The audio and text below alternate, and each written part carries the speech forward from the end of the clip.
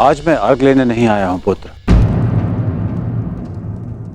तुम्हें एक चेतावनी देने आया हूं। तुम कल प्रातःकाल मुझे अर्घ भेंट करने मत आना, और यदि तुम मुझे अर्घ भेंट करने आए तो तुम अपना सर्वस्व खो बैठोगे। परंतु मैं तो आपको बचपन से अर्घ देते आया हूं, तो आज अचानक ऐसा क्या हो गया कि आप मुझे अर्घ देने से रोक रहे हैं? तुम्हारा वचन पुत्र, तुमने प्रतिज्ञा ली है सूर्य को अर्घ देते समय यदि कोई भी तुमसे कुछ भी मांगेगा तो वो तुम उसे दान में दे दोगे। कल का अर्घ तुम्हें कुछ ऐसा दान देने पर विवश कर देगा जिससे तुम मेरा दिया हुआ आशीर्वाद सदैव के लिए खो बैठोगे।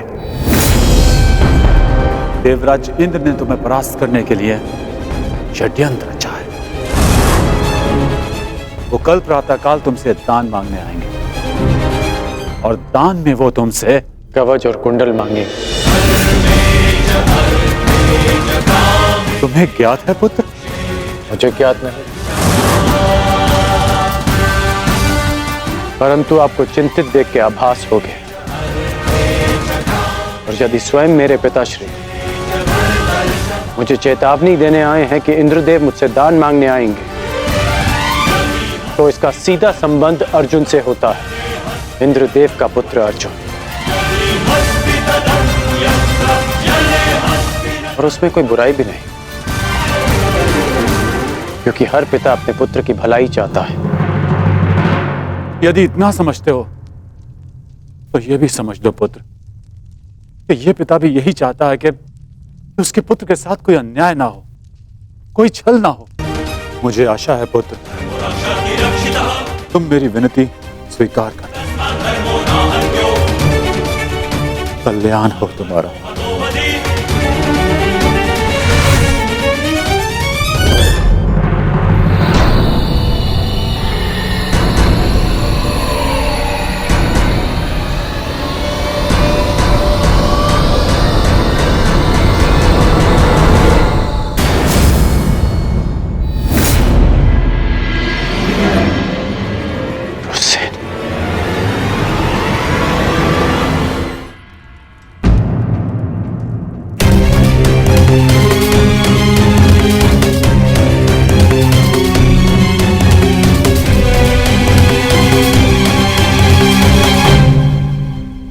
सूर्य नारायण, आप यहाँ? इस प्रकार यहां आने के लिए मैं आपसे क्षमा चाहता हूं, परंतु पुत्र कर्ण पर बहुत बड़ा संकट आने वाला है, उसे सावधान करना होगा।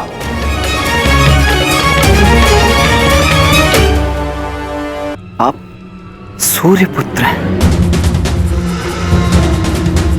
परंतु ये कैसे संभव है?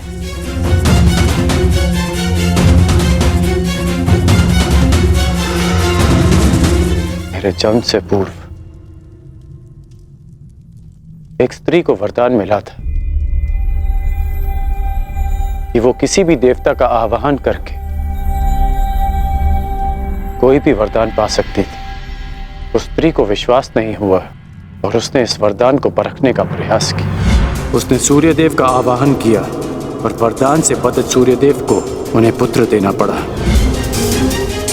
परंतु वो अविवाहित कन्या समाज के भय से भयभीत हो गई और उसने उस बालक को गंगा में बहा दिया।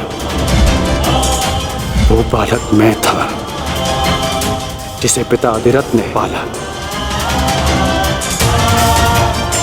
सूर्यदेव के आशीर्वाद के रूप में मुझे कवच और कुंडल मिले, जो अब इंद्रदेव छीन लेना चाहते हैं अपने पुत्र अर्जुन के लिए। सूर्यदेव मुझे यही समझाने आए थे कि मैं इंद्रदेव को कल दान ना दूं। अर्थात आज आप अर्घ देने नहीं जा रहे?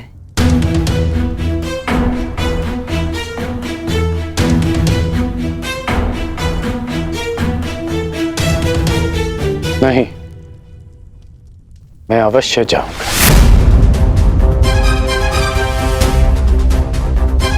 क्यों? मैं आपको ऐसा नहीं करने दूंगा।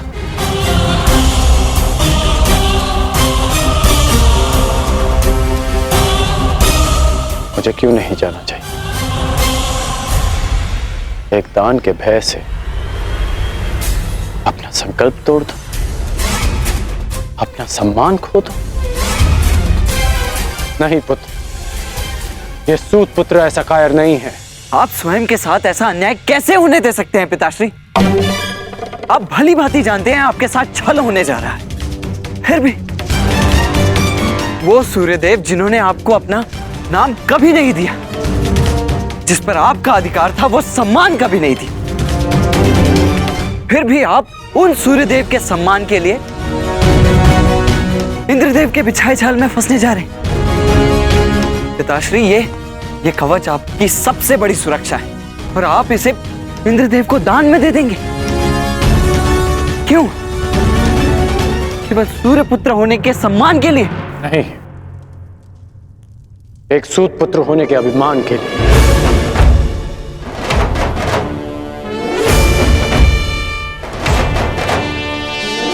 मैं आज भी एक सूत पुत्र हूं।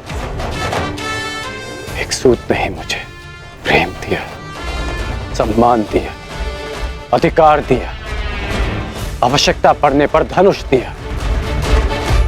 जब मैंने उससे दूर जाने की आज्ञा मांगी तो उन्होंने मुझे वो भी दी।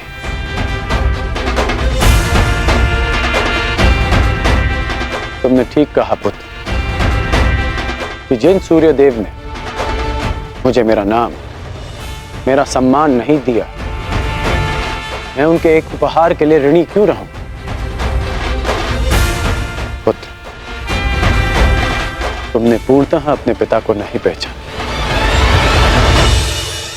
मैं अपनी सुरक्षा के लिए कवच और कुंडल पर निर्भर नहीं।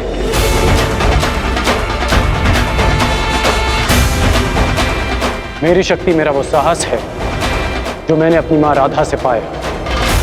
मेरी शक्ति मेरा वो विश्वास है जो मैंने अपने पिता अधिरथ से पाया। मेरी शक्ति वो तिरस्कार है जो मैंने समाज से पाया। इस राधेकरण के कौशल और योग्यता को किसी कवच कुंडल की आवश्यकता नहीं है। परंतु पिताश्री, ये सब अन्याय है। जो भी आपके साथ हो रहा है, ये सब अन्याय है। कदाचित यह अन्याय है, परंतु कोई और अन्याय करे इसका अर्थ ये नहीं कि हम भी न्याय का पथ छोड़ दें। मैं अपना मार्ग चुन चुका हूं। यदि तुम्हारे मन में मेरे लिए कोई भी स्थान है, एक पिता के रूप में या एक योद्धा के रूप में, तुम इस रहस्य को रहस्य ही रखोगे। तुम्हें मेरी सौगंध है। वचन दो मुझे पिताश्री, वो वचन दो मुझे वृषसेन।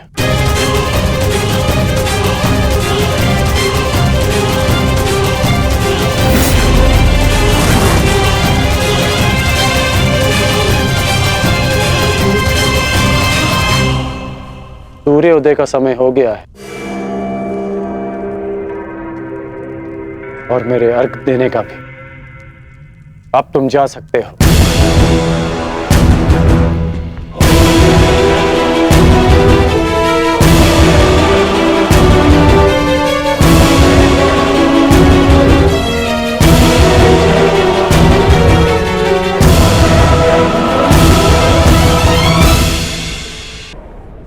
मेरा आशीर्वाद है अर्जुन।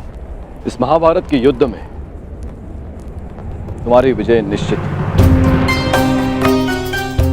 तुम अपने शौर्य से अपने शत्रु पर विजय प्राप्त करो।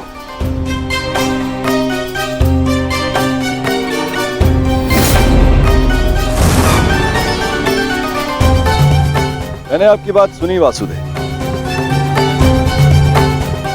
और मैंने उसके मंतव्य को भी समझा। परंतु सूर्यदेव केवल एक पिता ही नहीं, वो इस समस्त संसार को ऊर्जा भी देते हैं। किसी भी स्थिति में उन्हें अपना कार्य पूर्ण करना ही होगा।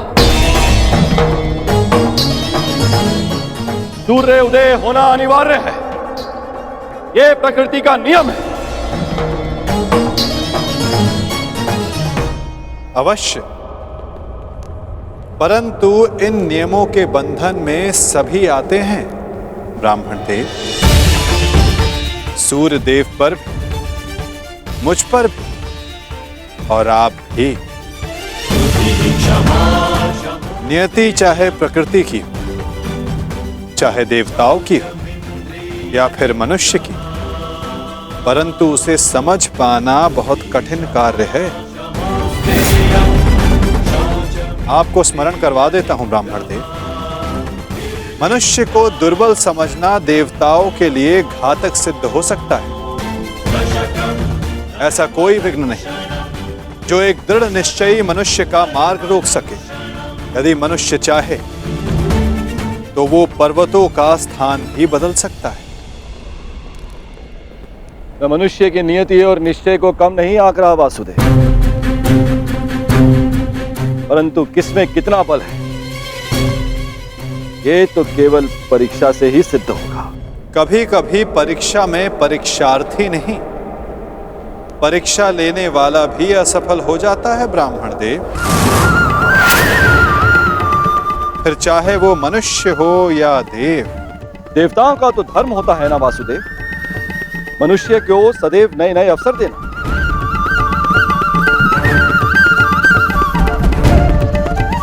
उचित कहा आपने ब्राह्मण देव, परंतु अवसर में यदि छल और भेदभाव आ जाए तो वो अवसर नहीं होता।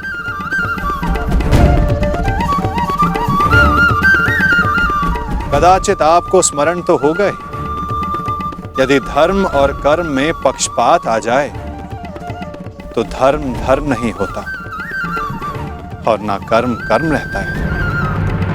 एक पिता का धर्म होता है सदैव अपने पुत्र के हित में देखना, और एक पिता के अंधे पुत्र प्रेम के कारण ही ये महाभारत हो रही है ब्राह्मण देव।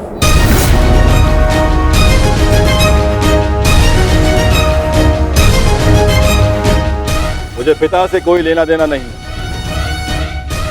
देखना यह है कि क्या एक पुत्र अपना धर्म निभा पाता है या नहीं।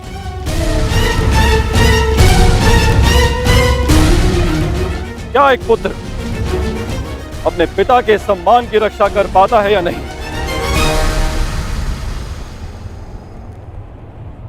आज्ञा दें वासुदेव, मेरा प्रस्थान करने का समय हो चला है। प्राणीपात।